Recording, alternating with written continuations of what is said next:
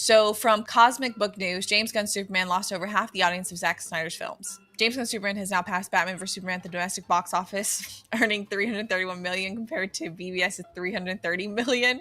The headline made the rounds over the weekend, with some outlets calling it the highest-grossing Superman film ever domestically. But as several movie watchers point out on X, the number hides the reality. Higher ticket prices are doing a lot of the work. In terms of actual tickets sold, Superman is far behind its predecessors.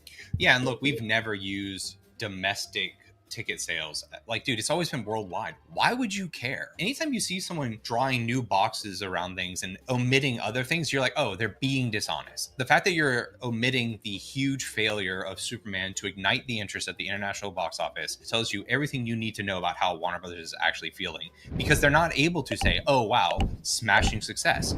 They're out there advertising as a smashing success. They're having the articles read things like Superman breaks new records, outgrosses Man of Steel domestically. What an idiot. Well, even this is extremely telling. Batman vs Superman sold an estimated 159 million tickets worldwide. By comparison, Superman has sold only around 67 million. That's roughly 47% of what BVS's audience was. So they lost half the audience. This is why they want the numbers to be muddy, because they want to ignore things like inflation. You have people attacking people for saying, like, dude, every other film we compare based on inflation. And they act like this is a new phenomenon. It's like, oh, dude, the inflation, bro. It's like trying to make it like it's a Snyder bro thing. Dude, when people talk about the greatest films of, like, the most successful films of all time, they say things like Titanic because of inflation. They say Gone with the Wind because of inflation, not because of a point. It's because that's how you compare things through different periods of money being worth different amounts. Mm-hmm. And it's so disingenuous to pretend like inflation doesn't matter.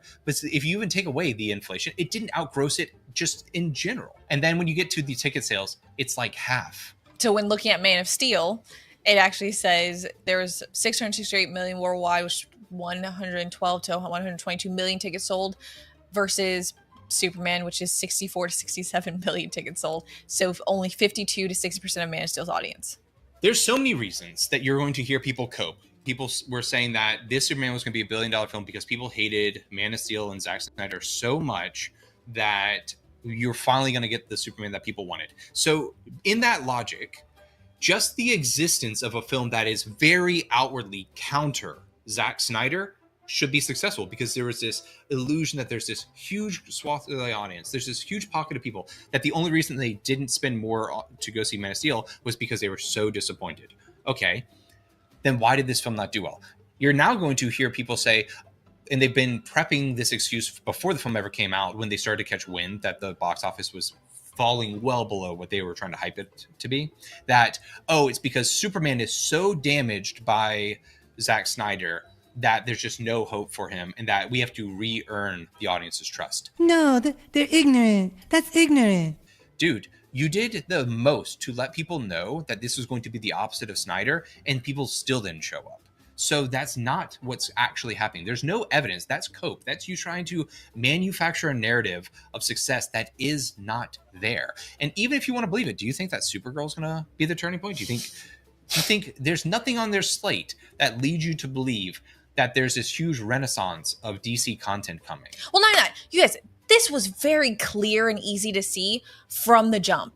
Like, we already knew when Warner Brothers decided to cancel the upcoming projects for DC and that they weren't going to continue with the DCEU, and they announced it ahead of time before some certain films had even been released, that there was going to be less interest and that you were going to turn people away. And then when Warner Brothers doubled down with dividing their audience, It's a bold strategy, Cotton. Let's see if it pays off for them. hating on the fans, and then deciding that they didn't matter, that there was going to be a division on top of that. You lost half the audience. We knew that. This is the point we've been talking about for a long time. The narrative was, there's no fracture in the DC fan base. There's no difference in what people want from superhero films. They just want bright and hopeful superhero films. Nobody likes Zack Snyder. Okay, then why did they capitulate? And why did they release Zack Snyder's Justice League? Now, ignoring that, it's clear that outside of Snyder, the DC fan base is deeply fractured, because everybody has a different version of Superman that they want. Everybody has a different version of the comics that they like. And that's why when we talk about people who try to rely on, oh, well, it's comic actors, like, which comic run? They wanted you to believe that the fracture was meaningless. You always heard that it's a loud minority. It's a small percentage. It's a small percentage. They're inconsequential. Yeah, it's not half. And you say, okay, it feels like it might be half. Like if you just look at any engagement online, it feels like half the people fighting hate what Snyder did, half love what Snyder did. I just feel like you're seeing an unprecedented amount of corporate cope as they realize there might not be the fertile soil for this reboot that they thought there was. There might not be the $1 billion upside that they need there to be. Its superhero films are not nearly as popular as they were. It's James Gunn is not nearly as popular a director as people want you to believe. DC content is not as easy to homogenize as the MCU was. DC fans are very different than MCU fans. That volatility, that desire to see different iterations of these characters, instead of being leaned into with a series of Elseworlds where you have Snyder doing what he wants to do, you have James Gunn doing what he wants to do, where you take that approach and you say, look, all you guys need to lower your budgets because we clearly have a fractured fan base that wants to see different iterations. And, you know, we need to find a way to make this work, kind of like they used to do when you had CW shows, which were so tonally different from, you know, what was going on with Snyder and his DCEU.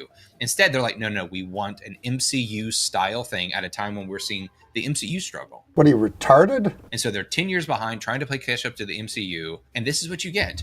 Films where they are just, in 2025, it doesn't seem like the $1 billion is like the upside you can expect from a film.